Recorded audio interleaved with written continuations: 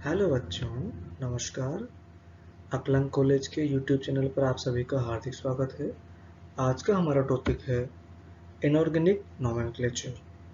Inorganic nomenclature अक्सर बच्चों को काफ़ी कंफ्यूजन क्रिएट करता है और ये टॉपिक अक्सर वाइवा में पूछ लिया जाता है।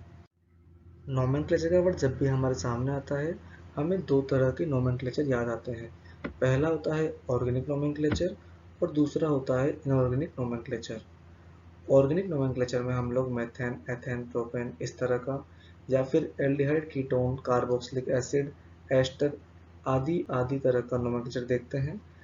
इनऑर्गेनिक नोमेनक्लेचर बेसिकली तीन तरह का पढ़ा जा सकता है, जिनमें एक होता है आयनिक कंपाउंड का नोमेनक्लेचर, जैसे कि FeCl3 हो गया। दूसरा होता है मोलिकुलर नोमेनक्लेचर, जिसके अंदर केवल और केवल नॉन मेटल्स ही होती है, जैसे P2O5 हो गया। एक होता है इनऑर्गेनिक एसिड्स का नोमेनक्लेचर। हम लोग इस नोमेनक्लेचर के अंदर इनऑर्गेनिक एसिड के नोमेनक्लेचर की चर्चा करने वाले हैं। इनऑर्गेनिक एसिड का नोमेनक्लेचर भी दो तरह का होता है। एक होते हैं हाइड्रा एसिड, जिन्हें हम बाइनरी एसिड भी कहते हैं। बाइनरी एसिड या हाइड्रा एसिड ऐसे एसिड होते हैं जिसके अंदर हाइड्रोजन एटम सेंट्रल एटम से डायरेक्टली अटैच होती है। जैसे कि आप HF में देखिए, हाइड्रोजन फ्लोरीन से डायरेक्टली अटैच है। दूसरे होते हैं ऑक्सी एसिड। ऑक्सी एसिड ऐसे एसिड होते हैं जिनके अंदर हाइड्रोजन डायरेक्टली सेंट्रल एटम से अटैच नहीं होती है। जनरली इसके अंदर ऑक्सीजन पाया जाता है और हाइड्रोजन ऑक्सीजन से ही अटैच होती है। जैसे कि आप लोग दो स्ट्रक्चर दिख रहे हैं आपको, H3PO4 वाला और एक HNO3 वाला। H3PO4 के स्ट्रक्चर में जब आप देखेंगे तो ये पहली हाइड्रोजन, दूसरी हाइड्रोजन और तीसरी हाइड्रोजन, तीनों ही हाइड्रोजन डायरेक्टली जो सेंट्रल एटम है उससे अटैच नहीं है। ये पहले ऑक्सीजन से अटैच होती है, उसके बाद में सेंट्रल एटम से जुड़ती है। ऐसे कैसे ही हम देखते हैं इस वाले एग्जाम्पल में भी जो हाइड्रोजन है वो हाइड्रोजन नाइट्रोजन से डायरेक्टली अटैच नहीं है। ये पहले ऑक्सीजन से अटैच है, फिर ये ऑक्सीजन नाइट्रोजन से अटैच होती है।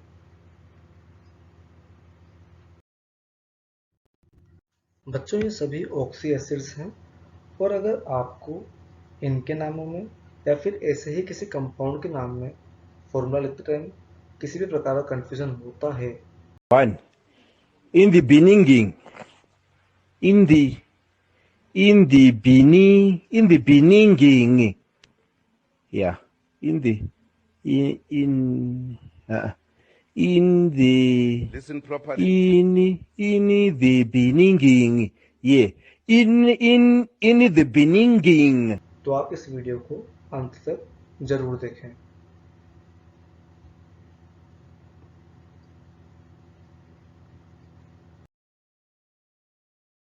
इनऑर्गेनिक केमिस्ट्री के फॉर्मूले इतने ज़्यादा कंफ्यूजिंग होते हैं कि इनको याद करते करते हमारे दिमाग की आईसी फ्यूज होने लग जाती है। हमें इस आईसी वर्ड को ही ध्यान रखना है। आईसी वर्ड ध्यान रखना है। आईसी का मतलब होता है इक।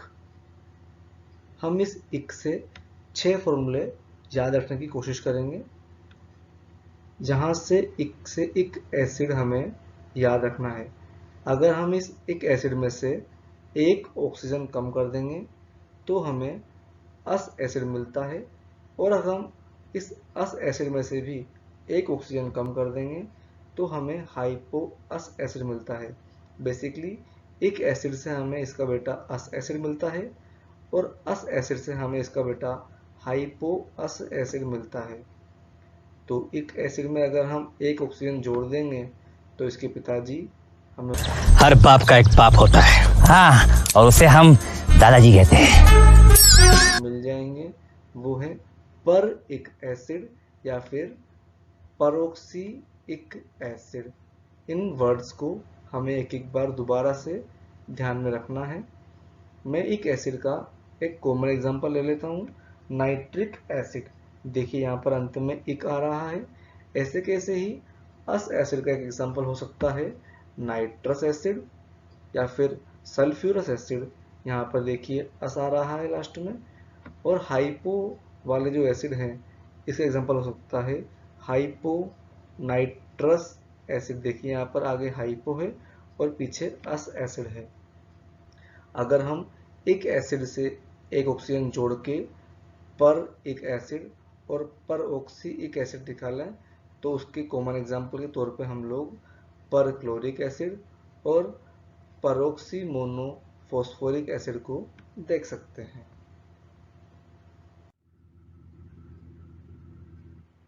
अगर हम इन छह फॉर्मूलाज को ढंग से देख लें, अगर ये छह फॉर्मूलाज हमें आते हैं तो हमें कोई से भी नोमेनक्लेचर में दिक्कत नहीं आ सकती इस पूरे के पूरे सीरीज में। ये पूरे छह फॉर्मूले वही हैं जो एक एसिड वाले हैं। मैं पहले बोल चुका हूँ एक एसिड हमारे लिए काफ़ी इंपॉर्टेंट है। ये देखिए यहाँ पर एक एसिड नाइट्रिक वाला, सल्फ्यूरिक एक एसिड, ये सल्फ्यूरिक एसिड है। फॉस्फोरिक एसिड देखिए यहाँ पे भी एक एसिड आ रहा है। बोरिक एसिड यहाँ पे भी एक एसिड आ रहा है। क्लोरिक और ब्रोमिक में भी ऐसा ही हो रहा है। हमें इन छह फॉर्मूलाज को याद करना है और मैक्सिमम बच्चों को फॉर्मूला याद भी होते हैं, जिनमें सल्फ्यूरिक एसिड का फॉर्मूला बहुत कॉमन है जो हमें याद रहता है। फॉस्फोरिक एसिड भी काफ़ी कॉमन फॉर्मूला है और क्लोरिक और ब्रोमिक एसिड कॉमन फॉर्मूले हैं। आपको केवल बोरिक एसिड देखना है और मैक्सिमम बच्चों को नाइट्रिक एसिड भी फॉर्मूला याद होगा। अब हम देखते हैं नाइट्रिक एसिड जो हमने अभी देखा था, नाइट्रिक एसिड उसको यूज़ करते हुए और इस वाली जो हमने अभी पढ़ के आए स्लाइड, इसको यूज़ करते हुए जो फॉर्मूला है वो बना पाते नहीं बना पाते। नाइट्रिक एसिड का फॉर्मूला होता है HNO3, अभी हमने देखा था। यहाँ से अगर हम एक ऑक्सीजन कम कर देंगे तो हमारे पास बनता है HNO2, यानी कि HNO2 से नाइट्रस एसिड यहाँ पर बनता है। आप चेक कर सकते हैं ये नाइट्रस एसिड, ये देखिए इस तरह से ये वाला रहा। ऐसे कैसे ही अगर हम नाइट्रस एसिड में से एक ऑक्सीजन और कम कर दें तो हमें यहाँ से देखने में मिलता है क्या, हाइपो नाइट्रस एसिड। अगर हम नाइट्रिक एसिड में एक ऑक्सीजन जोड़ दें तो देखिए हमें यहाँ से हम अभी देख के आए कि पर ऑक्सी नाइट्रिक एसिड मिल सकता है जो HNO4 होता है। आप ऐसे देखिए 3 में एक ऑक्सीजन जोड़ा तो HNO4 बनता है। इसी प्रकार हम लोग आगे देखते हैं सल्फ्यूरिक एसिड में हम H2SO4 देख के आए थे। यहाँ से हम एक ऑक्सीजन कम करेंगे तो सल्फ्यूरस एसिड बनता है, एक ऑक्सीजन और कम करेंगे तो हाइपोसल्फ्यूरस एसिड बनता है, एक ऑक्सीजन सल्फ्यूरिक एसिड में जोड़ देंगे तो इससे हमें पर ऑक्सी सल्फ्यूरिक एसिड यानी कि H2SO5 मिल जाता है। ऐसे कैसे अगर हम बात करें फॉस्फोरिक एसिड की, ये फॉस्फोरिक एसिड की बात करते हैं। यहाँ से फॉस्फोरिक एसिड हमने उठाया, H3PO4 यहाँ से उठाते हैं हम लोग, ये H3PO4 फॉस्फोरिक एसिड है। यहाँ पर अगर हम एक ऑक्सीजन कम करते हैं तो हमें H3PO3 मिलता है। H3PO3 में से एक ऑक्सीजन कम करने पर हमें H3PO2 मिलता है और H3PO4 में एक ऑक्सीजन जोड़ने पर हमें H3PO5 मिलता है। इन सभी के नाम हम लोग यहाँ से देख सकते हैं और अब तक तो नाम आपको याद भी हो गए होंगे इजीली। ये नाम कुछ काफ़ी कठिन नहीं है, बिल्कुल इजी है, कुछ खास बात यहाँ पे नहीं है, बस एक बार आपको रिवीजन करना पड़ेगा इसके लिए। तो बच्चों अब हम बात करते हैं बोरिक एसिड की। बोरिक एसिड के लिए देखिए आप यहाँ पर H3BO3 दे रखा है। इस H3BO3 से हम आगे के फॉर्मूले डिराइव करेंगे। बोरिक एसिड के अंदर हम देखते हैं कि जब एक ऑक्सीजन हम इसमें से निकाल देते हैं तो यहाँ से H3BO2 मिलता है जिसे हम बोरस एसिड बोलते हैं। इसके अंदर से भी ऑक्सीजन निकाल देते हैं तो हमें H3BO मिलता है जिसको हम हाइपोबोरस एसिड बोल देते हैं। वहीं हम बोरिक एसिड में ऑक्सीजन जोड़ देते हैं तो पर बोरिक एसिड यानी कि H3BO4 मिलता है। लेकिन आप देखेंगे कि मैंने इसके अंदर पर बोरिक एसिड को काट रखा है, बोरस एसिड को भी काट रखा है और हाइपोबोरस एसिड को भी काट रखा है। इसका एक सिंपल सा कारण ये है कि अभी तक साइंटिस्ट को बोरस एसिड, हाइपोबोरस एसिड या पर बोरिक एसिड के स्टेबल कंपाउंड नहीं मिल पाए हैं। लेकिन जब भी इनके कंपाउंड मिल जाएंगे इनको इसी तरह से नाम दिया जाएगा। इसके बाद हम बात करते हैं क्लोरिक एसिड की। तो यहाँ भी वही फॉर्मूले रखते हैं सेम टू सेम। हमें इस फॉर्मूले को यहीं से डिराइव करके परक्लोरिक एसिड, क्लोरस एसिड और हाइपोक्लोरिक एसिड मिल जाएगा। ऐसे ही हमें ब्रोमिक एसिड के लिए भी देखना है। ब्रोमिक एसिड के लिए भी हमें परब्रोमिक एसिड, ब्रोमस एसिड और हाइपोक्रोमोसेशन मिल जाएगा। बेसिकली हमें केवल इस एक फॉर्मूले को ही याद करना है, बाकी ये तीनों फॉर्मूले हमें मुफ्त में याद हो जाएंगे। एक बार इन सभी को आप लोग समअप कर लें। ये सारा का सारा जो है, आप चाहें तो स्क्रीनशॉट ले सकते हैं इसका। ये सभी कंपाउंड के जो फॉर्मूलाज हैं वो सब मैंने एक साथ लिख दिए हैं यहाँ पे। इसके बाद में आप सभी का बहुत बहुत धन्यवाद। अगर आपको वीडियो पसंद आई हो तो लाइक कीजिए, चैनल को सब्सक्राइब कीजिए। धन्यवाद। जय हिंद।